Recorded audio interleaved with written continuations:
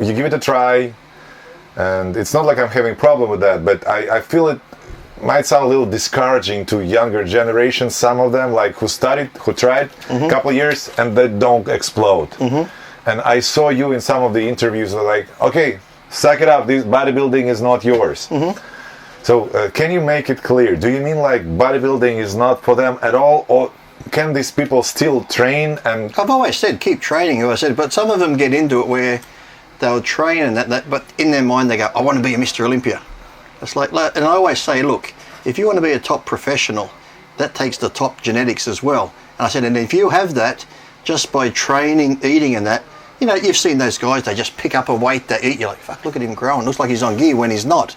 I said, but if you don't have that, I said, after a couple of years, if you realise you don't have it, I said, don't give up training, because training's a good, healthy lifestyle. But you have to sort of then think of, okay, if I can't compete and do this, maybe I can do something else. Maybe you do know how to lose weight and bulk, so maybe you can help people doing that. Maybe you just have to find, have to find another avenue, because sadly I've seen so many people where their dream is, I want to be a pro bodybuilder. And they're so far beyond that. Yeah, but that's what they think about it. I've seen them like, they get offered a job. No, I can't take that job because I got to eat, sleep and train. And their life goes by them, and 20 years later, they were, and they got nothing. So it's like, just got to, like I said, be real with yourself after a while, be honest, say, okay, as I said, you might even be okay amateur, but then it's like, some people might win an amateur show or place in a smaller local contest, but that might be as far as you can go. But hey, that's okay. Then you get the guys who might get to the national level, but they're never going to win the nationals. And if you can accept that, that's fine. But some people are like, okay, I got to the nationals and got 5th. If I take more gear, if I do this, next year I can win it and I'll be a pro. Next year I might get 5th again. Okay, I'll do this now. So you've got to be real with yourself and have people around you who are honest with you and say, listen, because as I said, because sometimes when people don't get there, they think, well, maybe it's the drugs, if I take more drugs. And I just don't want to see people doing damage to themselves, taking more gear and that, when, listen, if you can't get there, you're not going to get there. And generally, like I said, being in a gym, you just see those guys who walk in, like I said, they can just pick up a weight and you're like, is he on gear? Because a year or 6 months later, like, fuck, he's growing fast. Because they've just got that genetic potential. And then, like I said, it's some people who don't have that, they think, well, if I take more gear, I can be like that. And that's why I said, don't be discouraged. I always say, keep training. I said, maybe just look for another avenue, even if you've got to get a job outside doing something else. You can still stay within fitness industry, but even if you can't be in the fitness industry, say you think, okay, then become a fucking fitness influencer. Yeah, but even then, if you can't do that, say, look, maybe get educated. Get educated again, and maybe be an accountant. I said, but you can be an accountant, but you can be a good in shape accountant. So you can still do something else. But I just hate when people, like I said, they put all their eggs in that one basket.